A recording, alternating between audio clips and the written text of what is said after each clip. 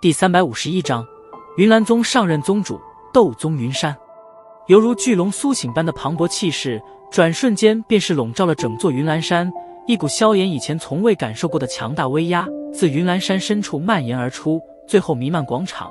顿时，广场上所有云岚宗弟子都是忍不住心中的那抹敬畏，对着气势蔓延处双膝跪了下去。而云冷以及那些云岚宗长老虽然并未行跪礼，可却也是恭敬地弯下了身。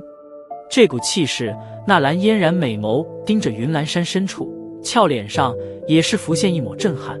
他没想到今日之事，竟然是将这位闭关许久的师祖都是惊动了出来。糟了，这个老家伙竟然真的还没死！在气势苏醒的刹那，海波东的脸色便是豁然变了，低低的声音中